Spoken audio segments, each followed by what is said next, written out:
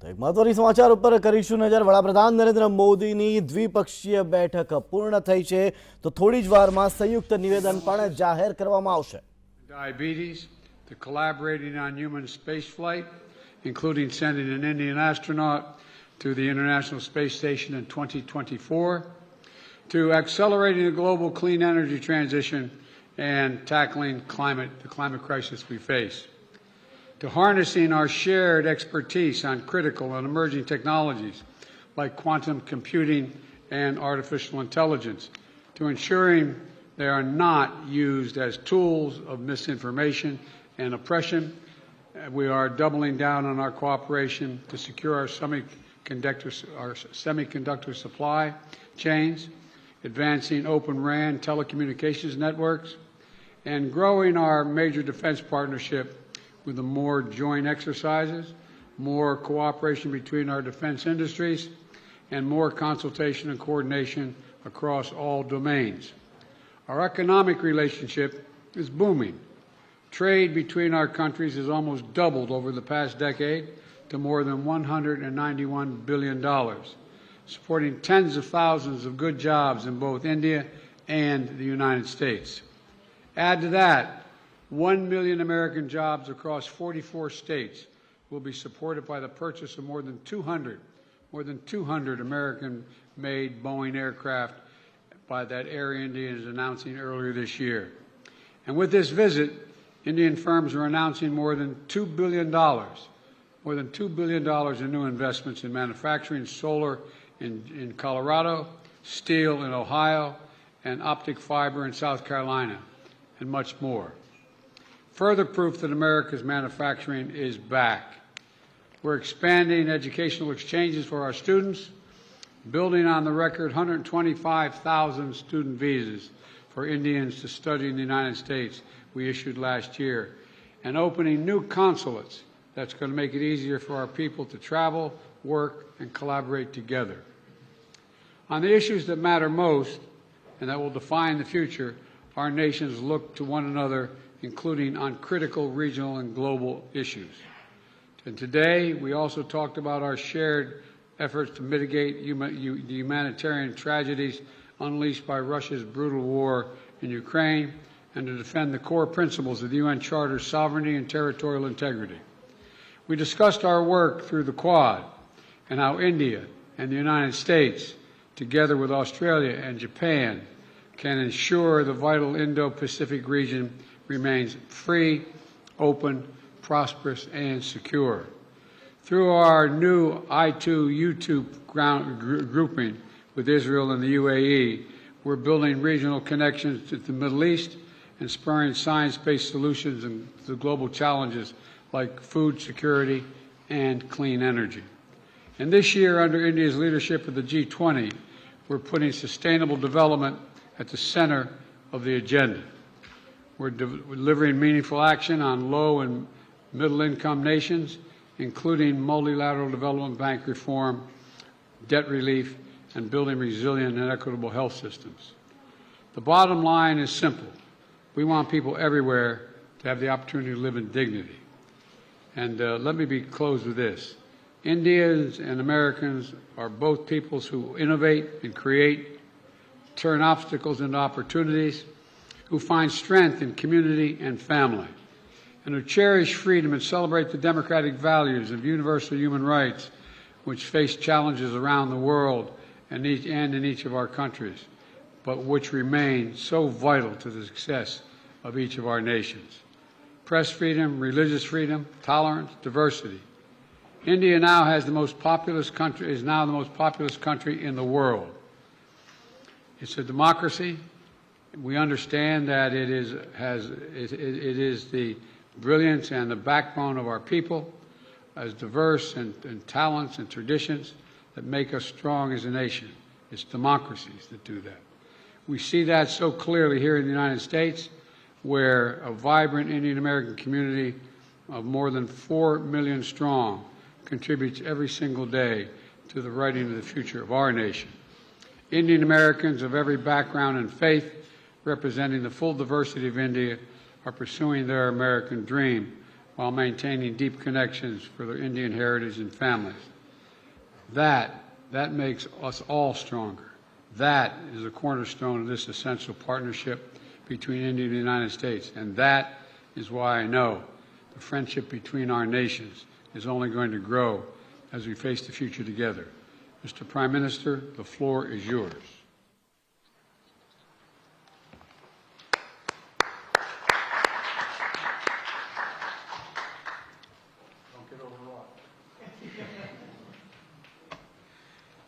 Your excellency राष्ट्रपति Biden, दोनों देशों के डेलीगेट्स, मीडिया के साथियों, नमस्कार। सबसे पहले मैं राष्ट्रपति बाइडेन को उनके मित्रतापूर्ण शब्दों और भारत अमेरिका संबंधों के बारे में उनके सकारात्मक विचारों के लिए धन्यवाद देता हूं। फ्रेंड्स, आज का दिन भारत और अमेरिका के संबंधों के इतिहास में एक विशेष महत्व रखता है। आज की हमारी चर्चा और हमारे द्वारा लिए गए महत्वपूर्ण निर्णयों से हमारी कॉम्प्रिहेंसिव ग्लोबल स्ट्रेटेजिक पार्टनरशिप में एक नया अध्याय जुड़ा है। एक नई दिशा और नई ऊर्जा मिली है। फ्रेंड्स, भारत अमेरिका की व्यापार और निवेश साझेदारी दोनों देशों के लिए ही नहीं बल्कि वैश्विक अर्थव्यवस्था के लिए भी महत्वपूर्ण है। आज अमेरिका भारत का सबसे बड़ा ट्रेड पार्टनर है। हमने निर्णय लिया है कि व्यापार से जुड़े लंबित मुद्दों को समाप्त कर नई शुरुआत की जाए। आईसेट यानी initiative for critical and emerging technology हमारे तकनीकी सहयोग के महत्वपूर्ण फ्रेमवर्क के रूप में उभरा है। Artificial intelligence, semiconductors, space, quantum और टेलीकॉम जैसे क्षेत्रों में अपना सहयोग बढ़ाकर हम एक मजबूत और फ्यूचरिस्टिक साझेदारी की रचना कर रहे हैं। अमेरिका की माइक्रोन, गूगल तथा एप्लाइड मटेरियल जैसी कंपनियों द्वारा भारत में निवेश करने का निर्णय इस फ्यूचरिस्टिक साझेदारी का प्रतीक है। इस यात्रा के दौरान मुझे अमेरिका के कुछ अन्य सीईओज के साथ मुलाकात करने का भी अवसर मिला। उनके साथ हुई चर्चाओं में भी मैंने भारत के प्रति उत्साह और एक सकारात्मक सोच महसूस किया। हम दोनों सहमत हैं कि हमारी स्ट्रैटेजिक टेक्नोलॉजी पार्टनरशिप को सार्थक करने में गवर्नमेंट्स, बिजनेसेस और एकेडमिक इंस्टीट्यूशंस का साथ आना बहुत महत्वपूर्ण है। क्लीन एनर्जी ट्रांजिशन में भारत और अमेरिका के साझे विजन को इंप्लीमेंट करने के लिए हमने कई महत्वपूर्ण इनिशिएटिव लिए हैं। इसमें green hydrogen, wind energy, battery storage, carbon capture जैसे क्षेत्र शामिल है। हमने यह भी निर्णय लिया कि वैश्विक अनिश्चितताओं के बीच भारत और अमेरिका ट्रस्टेड पार्टनर्स की तरह रिलायबल, सिक्योर और रेजिलिएंट ग्लोबल सप्लाई चेन और वैल्यू चेन तैयार करेंगे। भारत और अमेरिका के बीच करीबी रक्षा सहयोग हमारे आपसी विश्वास और साझा रणनीतिक प्राथमिकताओं का प्रतीक है। पुराने समय के बायर सेलर्स रिलेशनशिप पीछे छोड़कर आज हम ट्रांसफर ऑफ टेक्नोलॉजी, को डेवलपमेंट और को प्रोडक्शन की तरफ बढ़ चुके हैं। जनरल इलेक्ट्रिक द्वारा भारत में टेक्नोलॉजी ट्रांसफर के माध्यम से इंजन बनाने का निर्णय एक लैंडमार्क एग्रीमेंट है। इससे दोनों देशों में रोजगार के नए अवसर भी खुलेंगे। यह आने वाले समय में हमारे रक्षा सहयोग को एक नया स्वरूप देगा। इस सहयोग में दोनों देशों के रक्षा उद्योग और स्टार्टअप्स महत्वपूर्ण पार्टनर्स हैं। उन्हें आपस में जोड़ना हमारे डिफेंस इंडस्ट्रियल रोडमैप का मुख्य उद्देश्य है। स्पेस साइंस और टेक्नोलॉजी में हमारा गहरा और वर्षों पुराना सहयोग रहा है। आज हमने आर्टेमिस अकॉर्ड्स में शामिल होने का निर्णय लेकर हमारे स्पेस कोऑपरेशन में एक लंबी उड़ान भरी है। संक्षेप में कहूं तो भारत और अमेरिका की साझेदारी के लिए even sky is not the limit. Friends, हमारे संबंधों का सबसे महत्वपूर्ण स्तंभ हमारे पीपल टू पीपल टाइज है।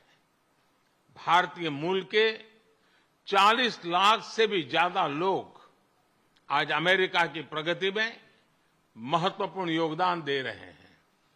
आज सुबह व्हाइट हाउस में इतनी बड़ी संख्या में भारतीय लोगों की उपस्थिति इस बात का प्रमाण है कि इंडियन अमेरिकन्स हमारे संबंधों की असली ताकत है। इन संबंधों को और गहरा करने के लिए हम अमेरिका द्वारा बेंगलुरु और अहमदाबाद में कॉन्सुलेट्स खोलने के निर्णय का स्वागत करते हैं। उसी तरह सिएटल में भारत का नया कॉन्सुलेट खोलेंगे। फ्रेंड्स, आज की बैठक में हमने कई क्षेत्रीय एवं वैश्विक मुद्दों पर चर्चा की। इंडो पैसिफिक में शांति और सुरक्षा यह हमारी साझा प्राथमिकता है। हम एकमत है कि इस क्षेत्र का विकास और सफलता पूरे विश्व के लिए महत्वपूर्ण है। हमने क्वाड पार्टनरशिप के साथ मिलकर इस क्षेत्र के सभी देशों के साथ अपना समन्वय बढ़ाने पर विचार साझा किए। आतंकवाद और कट्टरवाद के खिलाफ लड़ाई में भारत और अमेरिका कंधे से कंधा मिलाकर चल रहे हैं। हम सहमत हैं कि क्रॉस बॉर्डर टेररिज्म को समाप्त करने के लिए ठोस कार्यवाही आवश्यक है। कोविड महामारी और यूक्रेन संघर्ष से ग्लोबल साउथ के देश विशेष रूप से पीड़ित हुए हैं। हमारा मत है कि इन समस्याओं के समाधान के लिए सभी देशों का एकजुट होना अनिवार्य है। यूक्रेन के घटनाक्रम के शुरुआत से ही भारत ने डायलॉग और डिप्लोमेसी के माध्यम से इस विवाद को सुलझाने पर जोर दिया है।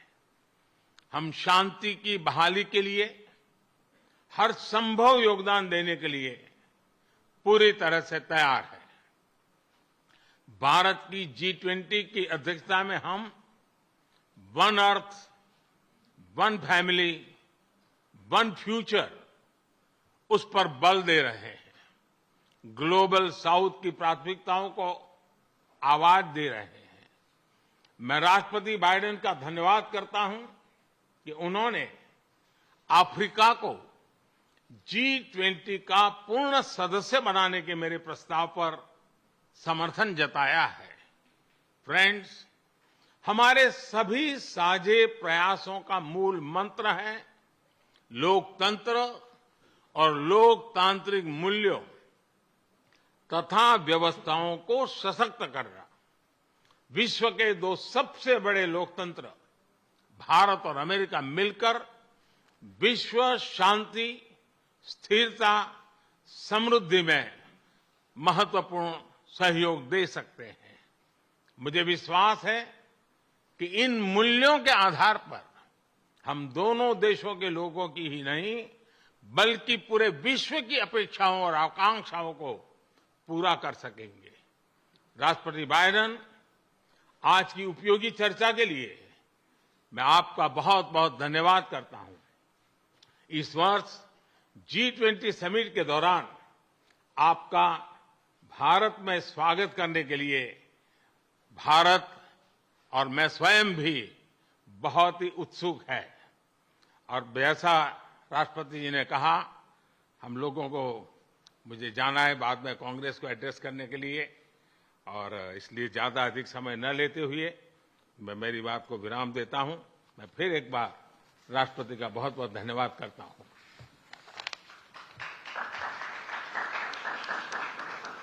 Well, the Congress is actually waiting and anxiously waiting to hear you. I'm told there are two questioners, Sabrina from the Wall Street Journal and Kumar from the Trust of India. And Sabrina, you first. Thank you, Mr. President. I have a question for the Prime Minister, but first a two-part question for you. Your comments at a fundraiser this week appear to be the first time in recent memory that a sitting U.S. president has called a Chinese leader a dictator. Did those comments about President Xi undermine or complicate the progress your administration has made in maintaining a relationship with China? And secondly, on India, as you raise these broader issues of human rights and democracy, what is your message to those, including some members of your own party, who say that your administration is overlooking the targeting of religious minorities and crackdown on dissent in Prime Minister Modi's country? The answer to your first question is no. When we're talking to our allies and partners around the world, including India, we let the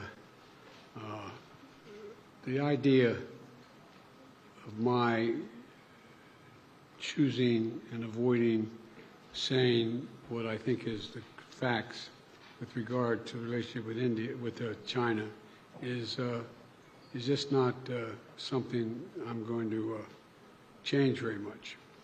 I think I believe that, and I've said this for some time, that the hysteria about the relationship with China is collapsing and moving, et cetera, et cetera. We had an incident that caused some confusion, you might say. But Secretary Blinken had a great trip to China. I expect to be meeting with President Xi sometime in the future, in the near term, and I don't think it's had any real consequence. And what was your second question? So as you raise these broader issues of human rights and democracy, what is your message to those, including some members of your own party, who believe that your administration is overlooking the targeting of religious minorities and a crackdown on dissent in India? Well, look, the Prime Minister and I had a good discussion about democratic values, and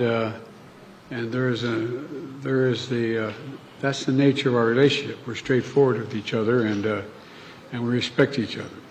One of the fundamental reasons that I believe the U.S.-China relationship is not in the space it is in the U.S.-Indian relationship is that there's an overwhelming respect for each other because we're both democracies. And it's a common democratic character of both our countries and our people, our diversity, our culture, our open, tolerant, robust debate. And I believe that we believe in the dignity of every citizen. And it is in America's DNA, and I believe in India's DNA, that the whole world has a stake in our success, both of us, in maintaining our democracies, makes us appealing partners, and enables us to expand democratic institutions around the world. And I believe this, and I still believe this. Mr. Prime Minister, India has long prided itself as the world's largest democracy, but there are many human rights groups who say that your government has discriminated against religious minorities and sought to silence its critics. As you stand here in the east room of the White House, where so many world leaders have made commitments to protecting democracy, what steps are you and your government willing to take to improve the rights of Muslims and other minorities in your country and to uphold free speech?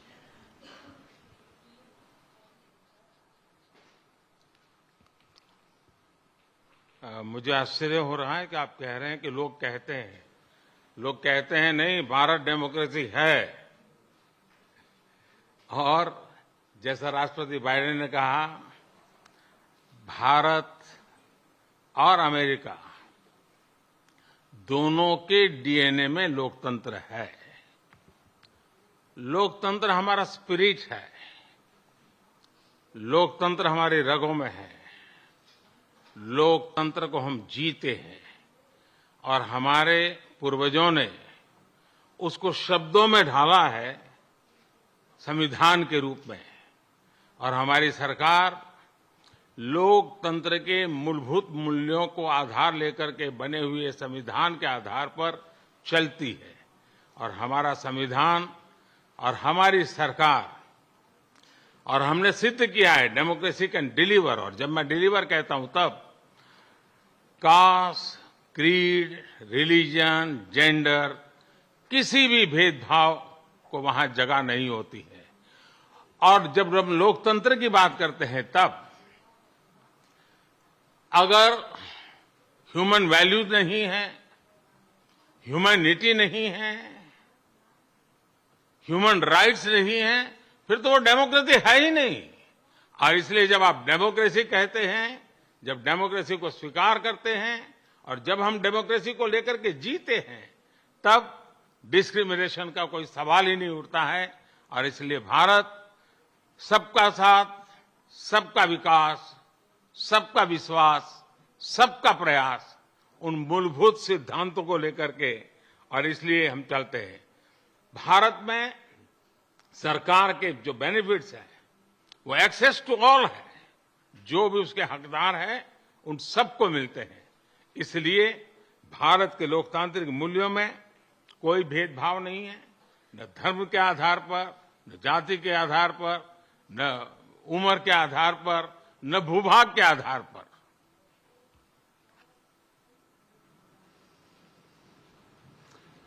Kumar. Yeah, thanks a lot, sir.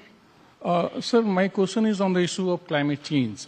Both countries have spoken strongly about the need to tackle the climate change, but there is a view.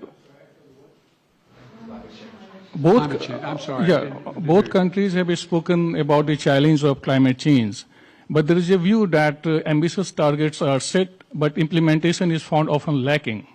And there is also a criticism of lack of technological transfer, financial transfer from the developed countries to the developing nations. How do you both leaders see the way ahead on this pressing issue? Well, first of all, I think it is the existential threat to humanity, climate change. It's the most serious problem we face as human beings. We have to keep it below 1.5 degrees Celsius. We've made enormous progress here in the United States on dealing with this issue by doing three things. Number one, by insisting that we move every one of our industries into a position where they can take advantage of cheaper and more extensive and more available renewable energy, whether it's solar or wind or hydrogen and green hydrogen. There's a whole range of things we've been working on. In addition to that, we find ourselves in a position that what we've done is that we have significantly reduced for example, I made a commitment that we are going to make sure that by 2030, 30% of all our land and sea and oceans were in conservation, could not be developed. We're well on our way to doing that, and that's also absorbing carbon from the air as a consequence of that, because of the conservation. We are in a position as well, but we have provided for significant increase in funding for a whole range of issues, but not just for the United States, but for the rest of the world. For example, we're working with the G7 to provide for infrastructure work for dealing with global warming in the continent of Africa. In Angola, building the largest solar project, moving ourselves, having railway to go all the way across the southern from the Atlantic Ocean to the Indian Ocean in Africa, to be able to transport and do it cheaper and do it with less, how can I say it, less carbon emissions. We're trying to work with other countries to maintain their carbon sinks so they don't have to develop them like we did in causing pollution. And we're trying to figure out how to work out to pay them not to develop certain areas like the Amazon and Brazil. But there's a lot of technology that's available that we're sharing and we share with one another. We've learned how to do solar energy, which is considerably cheaper than it is for fossil fuels. The same way dealing with not just solar, but dealing with wind. And so there's a lot of technology that we've developed, and we're well on our way, I think, to meeting the commitment we made that we made in Paris. And we're prepared to share all of that with India that has a desire to do the same.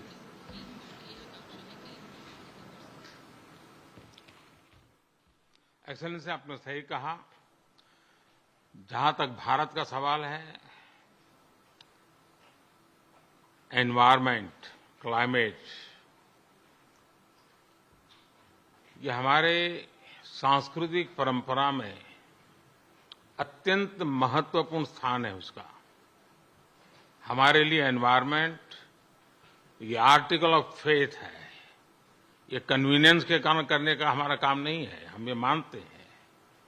हम exploitation of nature में विश्वास नहीं करते हैं। पूरे सृष्टि को चलाने के लिए मिल्किंग ऑफ नेचर तक तो चल सकता है, लेकिन एक्सप्लॉइटेशन ऑफ नेचर नहीं चल सकता है। हम इस पक्ष में रहे हैं और उसी के मूल पर आधार पर भारत अपने लिए करता है, इतना ही नहीं, हम कुछ ग्लोबल इनिशिएटिव भी ले रहे हैं। आपको मालूम है, G20 देशों ने पेरिस में जो प्रॉमिस किया था, सभी G20 देशों में अकेला हिंदुस्तान है जिसने पेरिस में जो प्रॉमिस किए थे वो सारे प्रॉमिस पूरे किए हैं। इतना ही नहीं, सोलर एनर्जी के क्षेत्र में हमने ग्लासगो में रिन्यूएबल एनर्जी के क्षेत्र में 500 गीगावाट का टारगेट रखा है। हमने 2030 तक भारत की रेलवे का नेट जीरो का रख रखा है। और भारत की रेलवे कहने के बाद आपको उसका स्केल पता होना चाहिए। भारत की रेलवे का मतलब है कि हर दिन मेरे यहां रेल के डिब्बे में पूरा ऑस्ट्रेलिया होता है। इतना बड़ा मेरा देश है और वहां मैं 2030 तक रेलवे को नेट जीरो लेकर के चल रहा हूं। उसी प्रकार से जो हमने सोलर एनर्जी के टारगेट तय किए थे, हमने इथेनॉल के टारगेट तय किए थे 10% का, वो समय से पहले पूरा कर दिया। हम 20% इथेनॉल ब्लेंडिंग की दिशा में आगे बढ़ रहे हैं। हम ग्रीन हाइड्रोजन को इनिशिएट कर रहे हैं और भारत ग्रीन हाइड्रोजन हब बने, उस दिशा में हम काम कर रहे हैं। हमने दुनिया के लिए इंटरनेशनल सोलर अलायंस उसका हमने लॉन्च किया और आज दुनिया के कई देश उसमें भारत के साथ मिलकर के आगे बढ़ रहे हैं। हमने जो आइलैंड कंट्रीज है उनको स्पेशली सोलार के क्षेत्र में मदद करके उनको एक नया विश्वास दिया है कि हम आपकी कठिनाइयों में आपके साथ हैं। भावी किसी भी संकट के लिए हम आपकी चुनौती को पार करने के लिए हमारी जिम्मेवारियां निभाएंगे, आपको भी मदद करेंगे। हम वो देश हैं जिसने एक और नया क्षेत्र हाथ लिया है।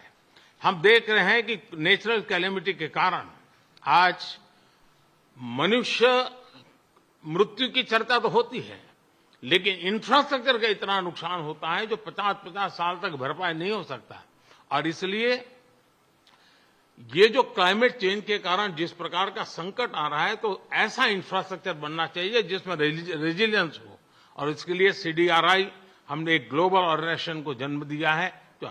और आपको पता होगा, मैंने ग्लासगो के अंदर एक विषय रखा है दुनिया के सामने, और जिसको पिछले दिनों UN सेक्रेटरी जनरल और मैंने उसको लॉन्च किया है, वो है मिशन लाइफ।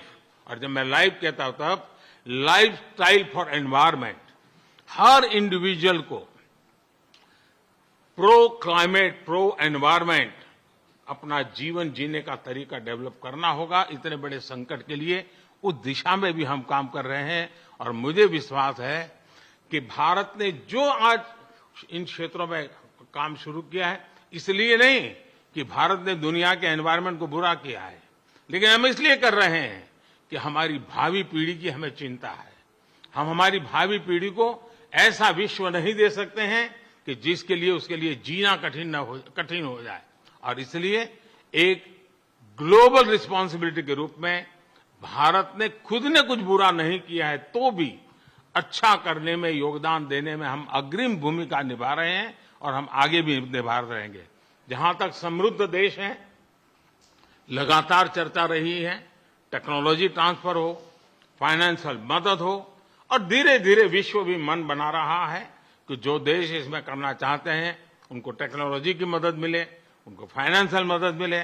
हम प्रतीक्षा कर रहे हैं कि जितना जल्दी इस विषय में आगे बढ़ेंगे, दुनिया को इस संकट से हम जल्दी से मुक्त कर पाएंगे। धन्यवाद।